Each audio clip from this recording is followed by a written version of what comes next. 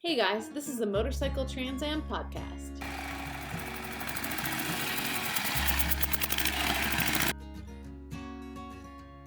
A big shout out to all of our sponsors who are just as passionate about keeping this sport alive as we are.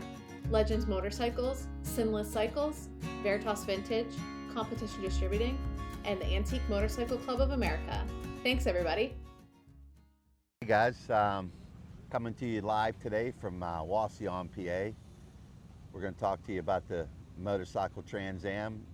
Today I've got Joe with me, and for you guys that don't know, Dr. Butts won the first race, and his head mechanic in that event was this guy right here to my right.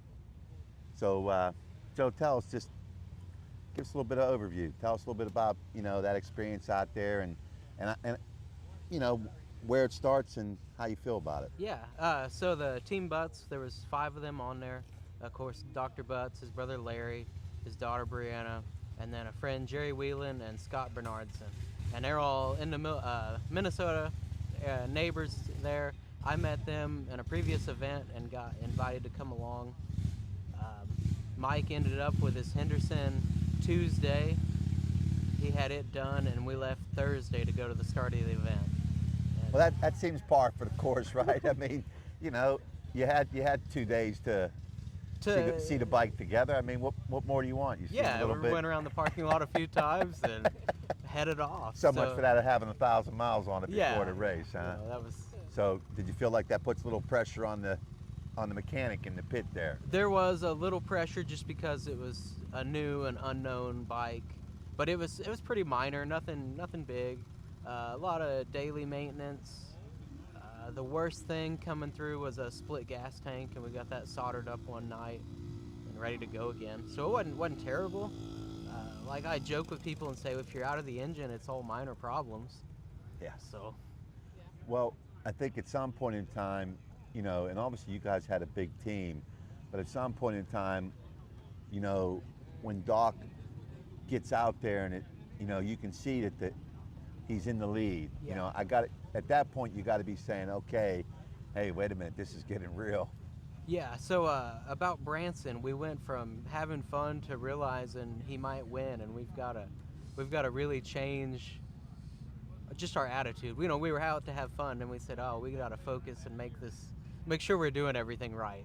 And it was still fun. It changed how we thought about things every night, and we were a little more preventative on maintenance issues and whatnot to make sure he could have a smooth day.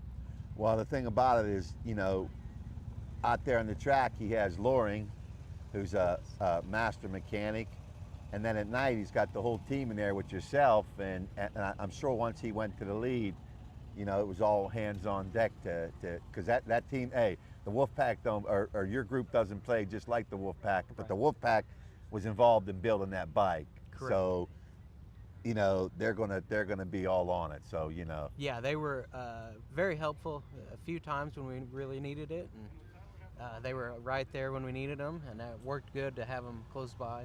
Yeah. And they knew the bike very well. Yeah. No, I know. Obviously, when any of the big fours that they were involved in go to the lead, Mark's gonna put all hands on deck to go out there and make it happen. Yeah, because, anything he can do to help. Yeah, no, they're a great group, but you guys also had Jerry on your group, and I know with the Harleys, man, Jerry's sharp as a tack, so especially the knuckleheads. Yeah. So you guys had a really great group yourselves, and I know Larry had a good run, and everybody pitched in and kept Larry going out there. Yeah, he had a couple minor issues, but yeah, we got him going every night, and I think he started every morning. Yeah. So. No, I think we're looking ahead now to. We're only 14 months out or something now, so we're looking ahead to the next one. What's happening with that gang up there? Wait, did I hear a rumor that you were in it or something? There's a rumor that I'm going to be riding in it, yes. What's going on with that? I've got a bike. I picked up a 26 JD. I've been working on it. I've talked to Kelsey about registering, but I haven't pulled the trigger yet. What? So. Yeah, I'm here. Well, who's going to be the head mechanic? I'd probably still end up being me. Jerry's talking about going. If he doesn't ride, we're going to try and get him to drive the truck. Yeah. So. Well, I'm sure as it gets closer, Jerry's going to want to ride. You know, Right, so then we'll be that seems to be scrambling. the most fun if you want to know the truth. You know, would be the riding part of it. But no, that's a really great gang. And honestly, from our standpoint, we'd love to see you on a bike. You know, that's kind of like a little natural progression. You Right. know, I know the first year that I went down to the Sons of Speed, I went down to support Jody. Yeah. Well, Sean and I went, and of course, you know, that was now we want to do this. Right. So Next year you got a I'm bike. sure. I'm sure while you were working in the pits, especially with a group that's winning, Yes. you're saying, "Boy, I want a little bit of this action myself." Yeah, So, and they ride off in the morning, and you go hop in the truck, and you take those winding roads through that beautiful scenery, and you go, you know, what'd be better is this on a bike. yeah, of course, 100%. And you know, I can relate to that because I'm that guy that's on every single mile of the course, but I'm stuck in a But you're- van with parts and such. But you know, I love being out there and just, you know, I had so much fun with everybody, Yeah. especially the Italians. But you know, it's always being out there and just, I still feel like I'm part of it, even though I Right. wasn't on a bike. I had Right. a lot of fun with it. So, but we're really looking forward to your group coming back in next year. And Kels, can you kind of hold him in position if he wants to come in? Are we able to do that? Yeah, I think I know we're getting up there with the numbers and such, but yeah, he's a pretty nice fella. I'm Yeah. hoping we could, you I know, think so. he's coming off a championship run there with the butts. So Yeah. Do you want to talk about Larry's bike a little bit? Because I know you did a lot of work on Larry's bike. Yeah, we can. So Larry had a 20 JD, and it was fresh motor. It was pretty good. A few little things, and then in Utah, I think it dropped a valve one day, or dropped a valve seat. It had inserts, dropped a seat. We pulled the cylinder, changed piston and cylinder, and then the next night in Oregon, it did the same thing on the rear. right. So we pulled the motor again, got that swapped, and he ended up finishing fine. He was a few miles short because of that, but again, not bad. And Well, you know, this entire event is about finding a way to go to cross. You know, it's okay to miss miles. yeah, You know, that's part of it. But I think that at the end of the journey, I think what everybody wants to try to achieve is to, you know, go To across make the it, finish line, yeah. to make it across the finish line, you know. So Joe, we've got 27 right around the corner. You know, there is a chance that you're going to be out there riding again. You know, I know that'll be a total new experience for you.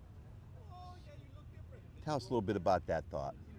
I'm really looking forward to it. I like riding in general, so to ride with your friends across the country, what's better than that? And you know, you're with a great group of people across the field, and everybody there's got the common goal of moving west and seeing the ocean Yeah. and getting finished. No, that's it. You know, I had one of the best experiences for me was actually when I rode my 12 in the Cannonball back in maybe 21, and you know I probably missed at least 1,000 miles. Okay, rebuilt the motor at least 2, maybe 3 times, but I was able to ride across the finish line. You know, and I think I almost felt like I won when I was able to ride across the finish line. But again, you know, for me it was always in the pits at night. You know, I know you're in there wrenching a lot. That experience in the pits for me was always that was always like a really big part of the event, you know. So you'll be Yeah. doing that and you'll be riding, so you'll have that full experience, is where I'm yeah. headed. Yeah, and the pits are very social. Right. And you know, you can float around, help whoever. Sometimes people are a little leery to ask for help, especially the first few days because they're getting to know everyone. But Yep.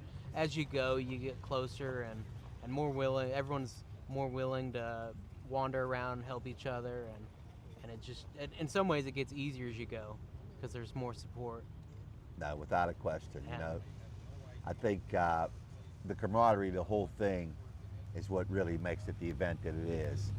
I've met so many people from the antique motorcycle world that I would have never met without these events. Yeah. You know, all the events is where, you know, we socialize just like we do here, but we also get to meet people that we may only see on social media or what have you, or, Yeah. you know, heard about, you know, a particular bike or what have you. So, you know, I'm looking forward to the butts team coming back. I think we all are. It was a really great group, because the camaraderie there is just exceptional. And, I think we'd love to have you all back. And I honestly, from a personal perspective, I hope you race. I hope Jerry races. I hope Doc comes back and tries to defend his title. And, that would be the ultimate. But that's where I'm at with it. Yeah. I think they will. They're a close team, so I think they'll come back as a team. And Oh yeah, they already have they're getting their bikes ready. yeah, they're getting bikes ready. They've registered. Well, it's a family event for the butts. That's Right. that's the thing about it. When they come strong, but they bring the whole family, and it's really fun to watch. It's always a good time. The other person on that team that we really haven't talked about was Brianna, and I think the reason we didn't talk about Brianna is she was so smooth, man. She killed it from day one, right? Yeah, she just rode, and she had no roadside repairs that I know of, and just minor maintenance every night. And part of that, when we realized Mike was in the lead, we shifted and Abandoned Brianna. Well, we got her doing. Shifted is what he said. They abandoned Brianna. She didn't need engines at that point. No, she was doing all her own chain adjustment, oil change, all her maintenance at night. So she was pretty self-sufficient at that point. And well, she has really come a long way, because I remember when she first raced in the Cannonball. Okay, I don't remember if that was 18 or 18. was it 18? Okay, she has come a long, long way. She was just locked in. Every time I saw her in the Trans, she was in the Trans Am. She was totally she was in a groove. So I give her credit. But again, man, we're looking forward to having that whole group back, including Brianna, even if Jens aren't going to help her wrench. And Oh, we'll help a little. I know you will. It's a great group, and it's a really great family. So it's fun to watch. But I hope you all come back, and hope you can come out there and compete again, man. Yeah, we're looking forward to it. Thank you for having me. Absolutely, Joe. Thanks for being here.